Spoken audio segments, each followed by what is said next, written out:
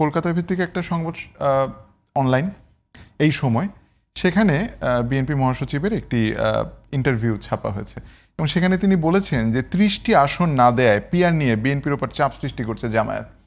এবং রাজনীতির তো দুজনই আপনারা অনেক অভিজ্ঞ রাজনীতিবিদ, রাজনীতির একটা বড় নিয়ামক নির্বাচন এবং বলা চলে যে গণতান্ত্রিক ব্যবস্থায় নির্বাচন হচ্ছে আপনার জন আকাঙ্ক্ষার সবচেয়ে বড় প্রতিফলন। তো সেটি আসলে আমরা এর আগে যে পতিত ফ্যাসিস্টের বড় দুর্বলতা বা বড় আক্রমণের জায়গাটা দেখেছি ভোট ব্যবস্থার। আপনি শুরুতেই বলেছিলেন যে মানুষের ভোটাধিকার ফেরত যাওয়াটাই হচ্ছে এই মুহূর্তে সবচেয়ে বড় অর্জন হবে সব রাজনৈতিক দলগুলোর। কিন্তু এখনও যদি এই চাওয়াচাওয়ি, ভাগাভাগি এবং এ ধরনের কথা আসে, সেটি কি আসলে সাধারণ মানুষের মধ্যে রাজনীতি নিয়ে ওই যে পুরনো যে চিত্র, সেখান থেকে আমরা যে নতুন রাজনীতির কথা বলছি, একটু কঠিন হয়ে যাবে না সাধারণ মানুষের জন্য? প্রথমেই বলে রেখে আমাদের মহাসচিব মির্জা ফখরুল ইসলাম আলমগীর তিনি কিন্তু এই ইন্টারভিউর এই বক্তব্য অস্বীকার করছেন। আচ্ছা, এটা বিভিন্ন পত্রপত্রিকাতে, আমাদের দেশের পত্রপত্রিকাতে ইতিমধ্যে আসছে। আমার কাছে আপনাকে বলে, এই যেমন অন স্ক্রিনে আমরা যে কথাগুলো বলছি, যেভাবে বলছি, অফ স্ক্রিনে কিন্তু আমরা অনেক কথা বলতে পারি, থেকেও অনেক কঠিন কথা, যেগুলো আমরা কিন্তু মনে করব না যে এটা প্রকাশ। এটা আমরা অনেক বিশ্লেষণের করতে পারি, অনেক রকম বন্ধুত্বের কারণে বলতে পারি, এটা জানা বোঝার জন্য। তো কোনো পত্রিকা আছে আমার বিবেচনায় এমন কিছু কথা যার সাক্ষাৎকার নেয় তার মুখে দিয়ে দেওয়া হয় যাতে পত্রিকার কাটতে পারে।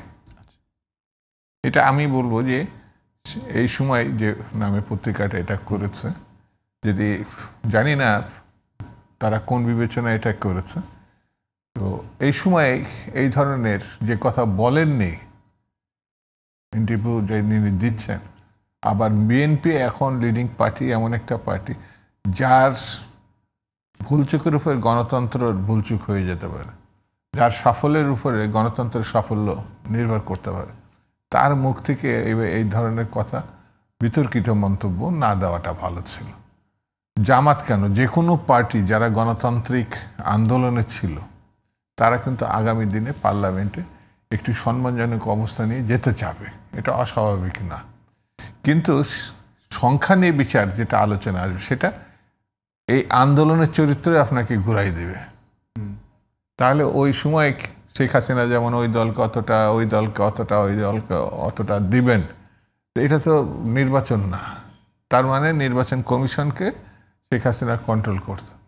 বিএনপি আসন ছেড়ে দিতে পারে যে আমি 5টা আসনে ভালো প্রার্থী দেব না, অথবা প্রার্থী দিব না। কেন দিব না? আমরা মনে করি সে ভালো করুক। ভালো করুক মানে এমন তো নাও হতে পারে যে বিএনপি যাকে ছাড়ছে যে প্রার্থীকে, তিনি জিতে আসবেন। কারণ ওখানে যদি বিএনপির বাইরেও উপযুক্ত কোনো ভালো প্রার্থী থাকে, তার সঙ্গে তাকে কন্টেস্ট করতে হবে। তো বিএনপি প্রার্থী দিল না, কিন্তু সিপিবি থাকতে পারে, গণতান্ত্রিক পার্টি থাকতে পারে, বা অন্য কোনো পার্টি থাকতে পারে। ডাকসুতে দেখলাম যে ছাত্রদলের প্যানেল থেকে একটি পদে বলেছেন যে জুলাই আন্দোলনের আমরা তাকে ছেড়ে দিলাম। তো ওই বিবেচনায় আমার কাছে মনে হয়েছে যে যারা এই কথাগুলো বলছে তারা সঠিক বলছে না। হ্যাঁ, আমাদের কাছে অনেকেই বলছে আমরা আপনাদের সমর্থন চাই, আমরা এই সিটগুলোতে যাতে আমাদের আছে না, অনেক ছোট পার্টি হতে পারে কিন্তু অনেক বরেণ্য ব্যক্তিত্ব বা গুণী ব্যক্তিত্ব বা ভালো মানুষ আছে, কিন্তু বিএনপির সঙ্গে প্রতিদ্বন্দ্বিতা করলে তারা জয়লাভ করতে পারবে না। যদি বিএনপি বিবেচনা করে যে ওর পার্লামেন্টে আসা উচিত, ভালো প্রার্থীটার যাতে আসে সে ব্যবস্থা। কিন্তু ওই যে একটু আগে বললাম, আমি ছাড়লে আরেকজন যদি না ছাড়ে তাহলে সে তো আসতে পারবে না।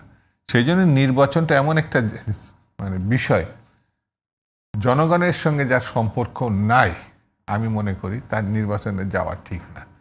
নির্বাচনে পার্লামেন্টে বিষয় থাকে, যেমন নির্বাচনের বাইরেও মত প্রকাশ বা গণতন্ত্রের পরিপূর্ণ ভূমিকা রাখা, মানে পার্লামেন্টে গেলে সব ভূমিকা পালন করা যাবে এমনও কোনো কথা নেই। কিন্তু বিভিন্ন মাধ্যম আছে, জনসভায় যে কথাটা বলে, অনেক পার্লামেন্টে সেই কথাগুলো নাও আসতে পারে। কিন্তু আইন প্রণয়নের ক্ষেত্রে পার্লামেন্টে না থেকেও অনেক দল অনেক প্রার্থীর সঙ্গে কনসার্ন করে তারা তাদের মতো করে আইন পার্লামেন্টে আনতে পারে।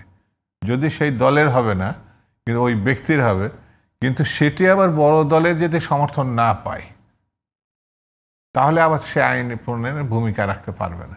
সেই জন্য আমার কাছে যেটা মানে পরিষ্কার আমি করি সেটা হচ্ছে, আমি ব্যক্তিগত মনে এই গণতান্ত্রিক আমার পার্টির chairperson, acting chairperson Tarique Rahman কিন্তু বলছে স্পষ্ট করে যে শুধু নির্বাচনে মানে গণতান্ত্রিক আন্দোলনে যারা ছিল পরাজিত হলে বাদ পড়লো তা না, পরাজিত হলেও বাদ পড়লে শেষ হয়ে গেল না, পরবর্তীতে তাকে নিয়ে কীভাবে কাজ করা যায় সরকারে বা অন্যভাবে সেটাও তার মাথার মধ্যে আছে এবং এই নিশ্চয়তা তিনি প্রকাশ্যেই দিয়েছেন। অর্থাৎ আমরা যাদেরকে ফ্রেন্ড মনে করি তারা নির্বাচনে স্বাভাবিক প্রক্রিয়ায় আসুক এটা আমরা চাই, কিন্তু স্বাভাবিক প্রক্রিয়া থেকে বাদ পড়লেও তাদের অন্যভাবে কোনোভাবে আনা যায় কিনা এটাও আমাদের দায়িত্বের মধ্যে আছে।